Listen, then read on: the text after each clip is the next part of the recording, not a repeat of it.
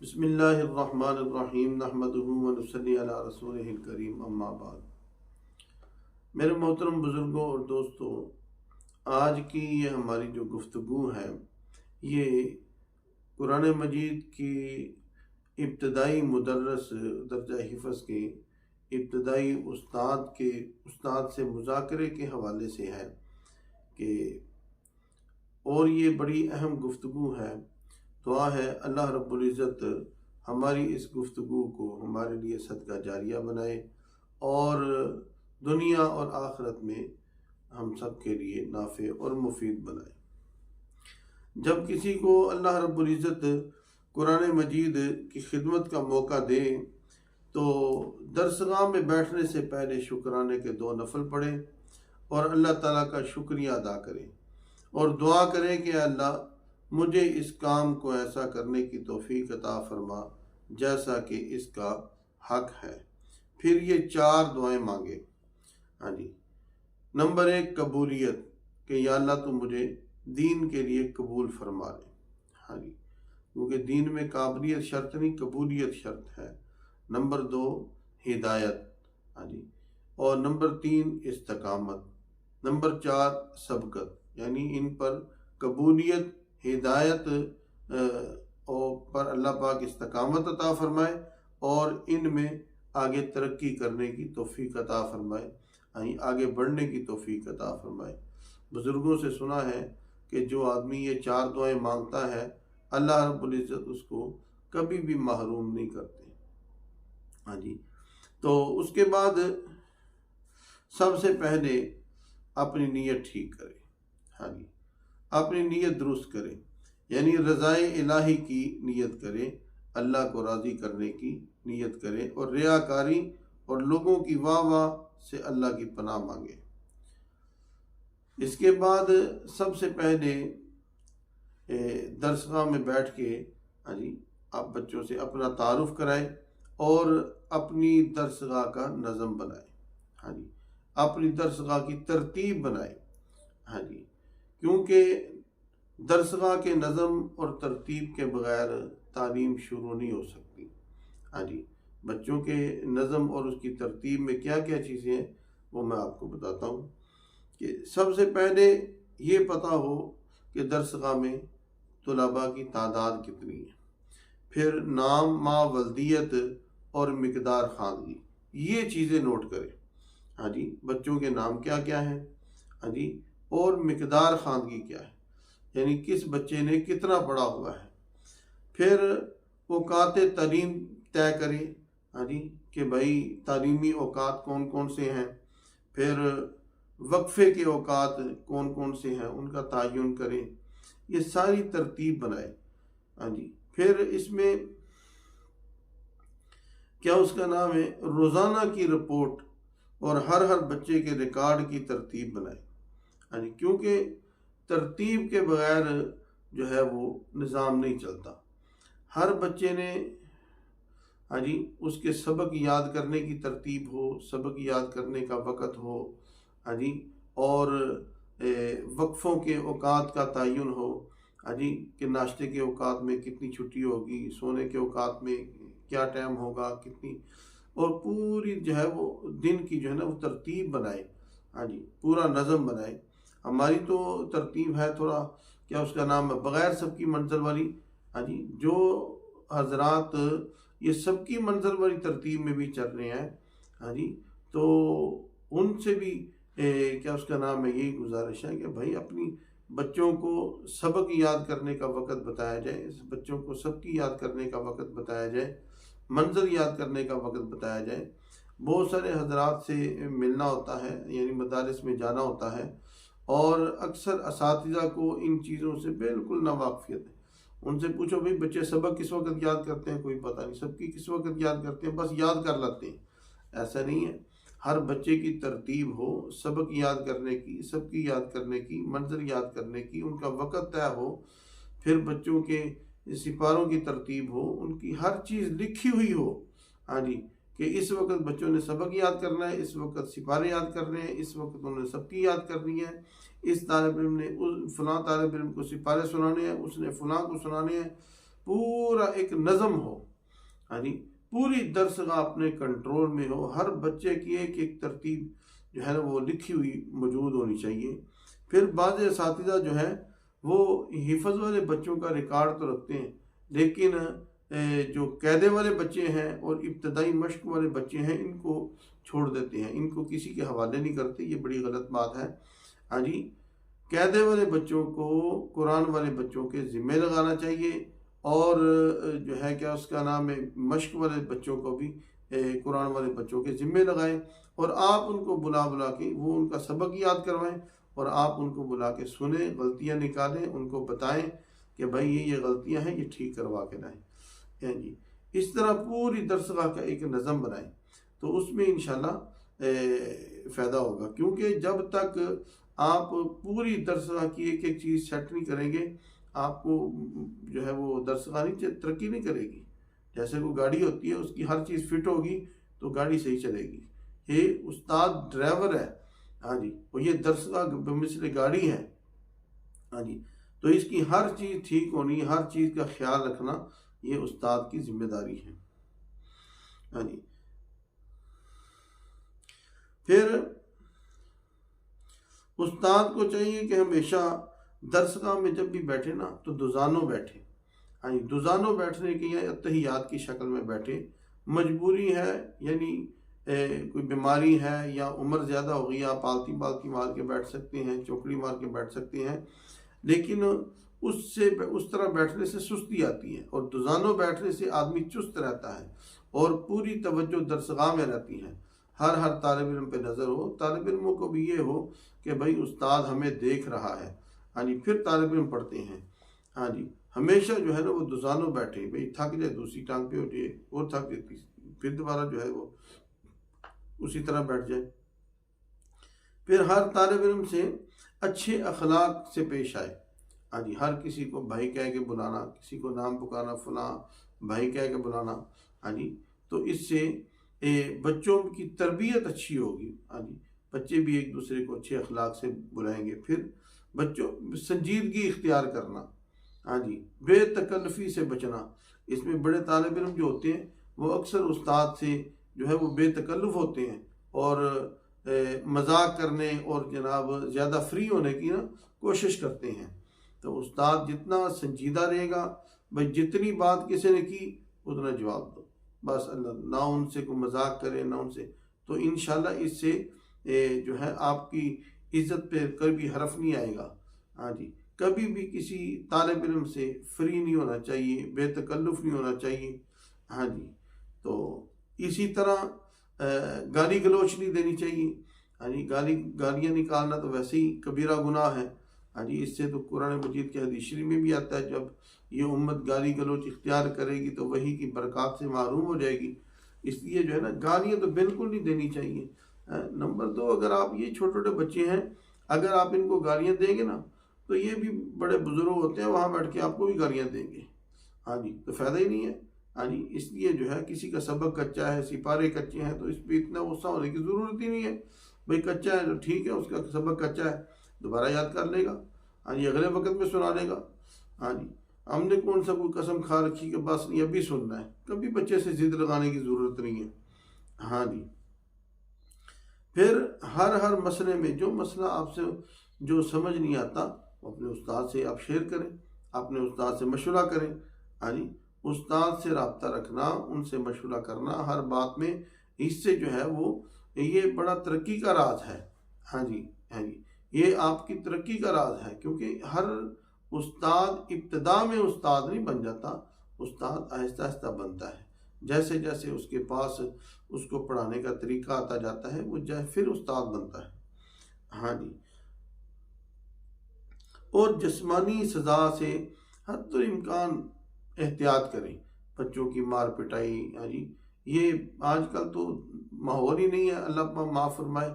लोग ऐसे अजीब तबीयत के लोग हैं, पहले जनाब वो कारी साहब हजरत साहब कहते हैं, और बाद में अगर कोई मसला थोड़ा सा बन जाए तो बग़ैर तहकीक के शोर भी करते हैं, और कारी साहब तो दूर की बात, वो इंसान भी नहीं समझते, वो कहते हैं ये इंसान नहीं, ये जानवर है, ये दरिंदा है, ये हैवान है।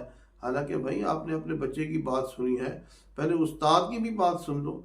इस बात की तरफ लोग आते ही नहीं है, बगैर तहकीक के एक शोशा उठाएंगे और ऐसे करते उस्ताद ने मार दिया, उस्ताद ने मारा, उस्ताद ने मारा। भाई पहले देखो, बात की तहकीक तो करो। लोग तहकीक नहीं करते, फिर सुनने वाले भी ऐसे ही करते। इसलिए हमें क्या जरूरत पड़ी है, किसी का सबक कच्चा, सिपारा कच्चा है, कोई बात नहीं भाई, आगे सुना। किसी का 1 साल लगता है, 2 साल लगते हैं, 10 साल लगते हैं, हमें क्या है। हाँ जी, मार पिटाई बिल्कुल न करो। हाँ जी, इससे जो है कोई फायदा नहीं है। फिर अपनी खिदमत, हाँ जी, उस्ताद को चाहिए कि अपनी खिदमत खुद करे। हाँ जी, हमारे उस्ताद मुफ्ती साहब रहमतुल्लाह अलैह, हाँ जी, वो हमें फरमाया करते थे, भाई अपने कपड़े खुद धोने हैं, अपना बिस्तर खुद बिछाना है, अपने जो है वो सर में तेल खुद लगाना है। यकीन करें हम भी ऐसे ही करते थे। और क्या उसको अपना बिस्तर लेके जा रहे हैं और बच्चे आते थे खुद ही छीन छून के ले जाते थे। ऐसे ही अगर कोई खुद ही कपड़े लेके जाते थे धोने के लिए और बच्चे आते थे छीन छून के ले जाते थे, खुद ही धो देते थे।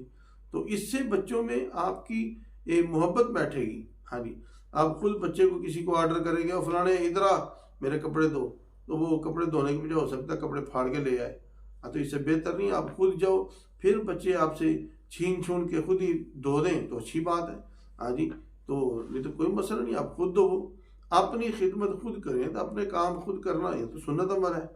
हाँ जी, जो आदमी अपनी खिदमत नहीं कर सकता वो दूसरों की क्या खिदमत करेगा। इसलिए जो है वो खुद अपनी खिदमत, जिस्मानी खिदमत तो बिल्कुल नहीं रहनी।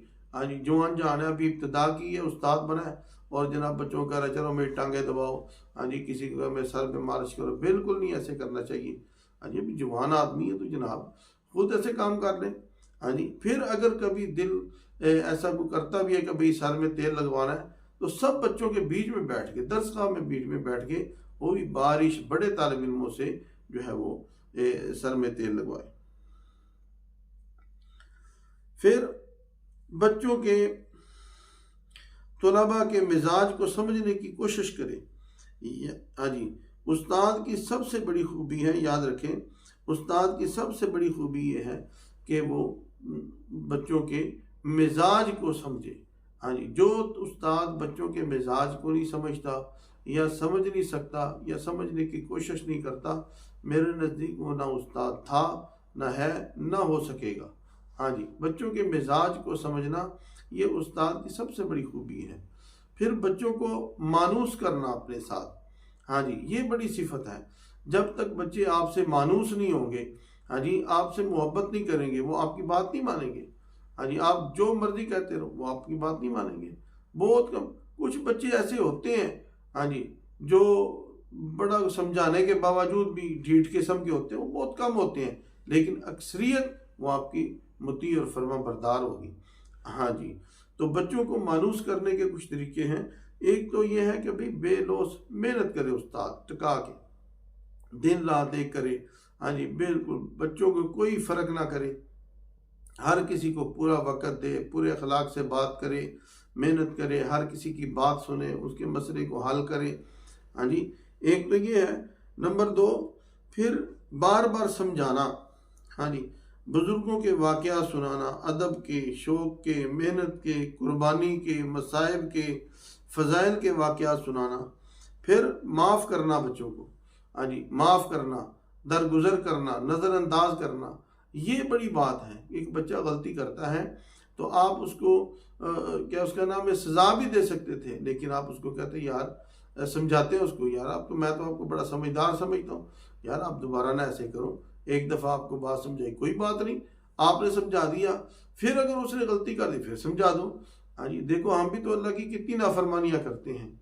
हाँ जी, कितनी बार बार तौबा करते हैं, फिर नाफरमानी करते हैं, फिर तौबा करते हैं, फिर नाफरमानी। तो अल्लाह हमें को मारता है? नहीं मारता। तो हम तो अल्लाह से बड़े तो नहीं ना हो गए। हाँ जी, तो थोड़ा बहुत सरजनिश होती है, लेकिन जो है वो बच्चों के साथ ये माफ़ी वाला और दरगुजर वाला मामला करें, इंशाल्लाह बड़ा फ़ायदा होगा।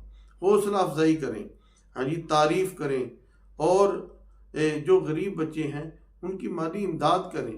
हाँ जी, जो बच्चे होते हैं जो हाड हराम होते हैं, जो पढ़ने वाले, उनकी तो बिल्कुल नहीं करनी चाहिए। जो बच्चे होते हैं कुछ पढ़ने वाले होते हैं, बड़े शौक़ से पढ़ते हैं, फिर उनके वालिदैन बेचारे कमज़ोर होते हैं, तो ऐसे बच्चे की कभी कभार को थोड़ी बहुत ही इमदाद कर देना, उससे जो है वो बच्चा खुश हो जाता है। हाँ जी, वो आपका देखो कैसे गर्विदा हो जाता है। हाँ जी, फिर सबसे बड़ी बात जो है वो मायूस करने की, वो है दुआ। आप बच्चों के लिए दुआ करो। हाँ जी, अगर कोई बच्चा आपकी नाफरमानी करता है, या वो बच्चा बेचारा वैसे कमज़ोर है, मेहनत नहीं करता, या मेहनत करता है और सबक नहीं याद होता, तो ऐसे बच्चों के लिए दुआ करो। हाँ जी, ये दुआ को ज़रूरी नहीं है कि आप जो है सिर्फ तहज्जुद के टाइम में दुआ कर सकते हो। आप जब चाहे दुआ करो, हर नमाज के बाद दुआ करो, दरसगाह में बैठे बैठे दुआ करो। उजीबु दावत दाई इज़ा दआनी फलयस्तजीबूली, जब मर्जी दुआ करो, अल्लाह पाक कबूल फरमाएगा। तो बच्चों के लिए दुआ करना, हाँ जी, ये दुआ दो, एक तो अलहदा दुआ करनी है यानी कि खलवत में, और दूसरा दरसगाह में बच्चों के सामने दुआ करें। हाँ जी, इससे बड़ा फ़र्क पड़ता है। बच्चों के नाम ले के दुआ करें कि या अल्लाह फ़लाँ बच्चे को सबक नहीं याद होता, अल्लाह तो उसका सबक याद करा दे। फ़लाँ बच्चे के सिपारे नहीं याद होते, या अल्लाह तो उसके सिपारे याद करा दे। नाम लेके उन बच्चों के सामने, हाँ जी, सब बच्चे आमीन कहें, तो इससे इंशाल्लाह बड़ा फ़र्क पड़ेगा। फिर एक वक़्त रखें, दोपहर को जब छुट्टी होती है 11 बजे, उस वक़्त एक तरबियती नशिस्त हो, हाँ जी, जिसमें फ़ज़ाइल अमाल की तालीम हो और सारे दिन का जायज़ा हो। हाँ जी, पूरे दिन का जायज़ा हो, ये तरबियती नशिस्त है। हाँ जी, इसमें बच्चों की तरबियत की बातें हों, समझाना, वाक़या सुनाना, और उनके सारे दिन की जो है रिपोर्ट लेना कि भाई कौन से वक़्त में कौन से बच्चे परेशान करते हैं, या कौन से वक़्त में जो है वो बच्चे सही काम नहीं करते। तो पूरे दिन की रिपोर्ट लेना, हाँ जी, ये तरबियती नशिस्त में ये बहुत ज़्यादा ज़रूरी है। लेकिन इसमें ये बात याद रखें कि ये जो तरबियती नशिस्त है तलाबा की हो, इसमें गैर मुतल्लका शख्स कोई ना बैठे। हाँ जी, मदरसे के अमले के साथी उस्ताद बैठ सकते हैं, फिर क्या उसका नाम है, को मोहतमिम साहब, को नाज़म साहब, बोरची साहब, ये सारे बैठ सकते हैं। लेकिन गैर मुतल्लका शख्स, क्योंकि उसमें बच्चों को डांटना होगा, किसी बच्चे की कोई कमी आती है सामने, हाँ जी, कोई लड़ाई झगड़े पूरा पर, वो फिर दूसरों के सामने करना अच्छी बात नहीं। हाँ जी, तो इसमें कोई गैर मुतल्लका शख्स ना हो, इसमें जो है वो बच्चों की तरबियत के हवाले से अच्छी तरह इसमें तबसरा हो इस पर। हाँ जी, नंबर 2, याद रखें उस्ताद वो होता है, दूसरे लफ्ज़ों में उस्ताद को ना गुरु कहते हैं, गुरु। हाँ जी, उस्ताद वो होता है जिसके पास गुरु हो। जिसके पास कोई गुरु ही ना हो, वो किस चीज़ का उस्ताद है। अगर आपके पास 100 तालिब इल्म है ना, तो आपको 100 तरीके पढ़ाने के आने चाहिए। हाँ जी, फिर आप उस्ताद कहलाएंगे। हाँ जी, ये नहीं कि बस 2 तकिए लगाए पीछे और जनाब मुसल्ला बिछाया, आगे बड़ा सारा डेस्क रखा और मैं बहुत बड़ा उस्ताद हूँ, ऐसे नहीं होता। आपके पास गुरु होने चाहिए। हाँ जी, गुरु से आदमी गुरु बनता है, वो उस्ताद को गुरु कहते हैं। हाँ जी, इसी तरह उस्ताद पढ़ाई के दौरान में आजकल मुसीबत एक निकली है, मोबाइल। ये मोबाइल का बिल्कुल इस्तेमाल नहीं करना चाहिए। पढ़ाई की शुरू हो और मोबाइल बंद कर दे अपना, बिल्कुल सिम में बंद कर दे। हाँ जी, बिल्कुल। हम एक मदरसे में गए, तो बड़ा मदरसा था, बड़ा अच्छा। हाँ जी, तो मैंने उस्ताद से बात की, तो वो बच्चों का सुनाया सारा कुछ। मैंने कहा हज़रत हम आपको बुलाएंगे वहाँ, तो आप अपना मोबाइल नंबर दे दें। वो मुझे कह रहे दरअसल मेरे पास तो मोबाइल ही नहीं है। इतनी हैरानगी हुई और खुशी भी हुई कि उस्ताद है, उसके पास हिफ्ज़ का उस्ताद है, वो मोबाइल रखा ही नहीं। मैं क्या कोई नंबर है ही नहीं, क्यों मैं बातचीत कैसे होती है, हो जाती है, बस मोबाइल ही नहीं रखा हुआ, शुरू से ही नहीं रखा हुआ। बड़ी बात है। इस दौर में भी ऐसे अल्लाह के वली मौजूद हैं कि दरसगाह में बैठे हैं, और एक हमारी हालत है कि जनाब मोबाइल, दरसगाह में बैठे सारा दिन मोबाइल के साथ खेलते, पता ही नहीं बच्चे क्या कर रहे हैं क्या नहीं कर रहे। ये बहुत गलत। ये बच्चे जो हैं ये हमारे पास अमानत हैं। हाँ जी, ये बात ज़हन में रखें, ये लोगों की हमारे पास अमानत है, और हमारे लिए ये आखिरत में निजात का सबब और ज़ख़ीरा है। हाँ जी, अगर हम इसमें ख़यानत करेंगे तो देखो दुनिया में भी पूछोगी तो आखिरत में भी पूछोगी। इसलिए जो है हमें दरसगाह में पूरी तवज्जो और ध्यान से बैठना चाहिए। नमाज़ों की खूब पाबंदी हो, चलते फिरते मंजिल पढ़ने की आदत डालनी चाहिए उस्ताद को। हाँ जी, और एक बात है कि आप चाहते हैं कि तालिब इल्म आपकी इज़्ज़त करें, तो कभी भी तलबा की जेब पर नज़र नहीं रखनी। ये बड़ी बात है, बाद उस्तादों की बड़ी अजीब आदत होती है, तलबा की जेबों में हाथ मारते हैं। हाँ जी, तो ये जो है ना क्या उसका नाम है, इस तरह बिल्कुल नहीं होना चाहिए। तलबा को कहेंगे जाओ इजी लोड करा के आओ, वो इजी लोड करा के आएंगे, उनसे पैसे नहीं देंगे, उनको फलां चीज़ लेके आओ, बोतल लेके आओ, ये उनसे चीज़ें मंगवाएंगे, फिर उनको पैसे नहीं देते। ये बड़ी कमीनी हरकत है, ऐसे कभी नहीं करना चाहिए। किसी भी बच्चा मालदार हो गरीब हो, अगर आपने उससे कोई चीज़ मंगवाई है तो आप उसको उसके पैसे ज़रूर दें। हाँ जी, तो ये सारी बातें थी।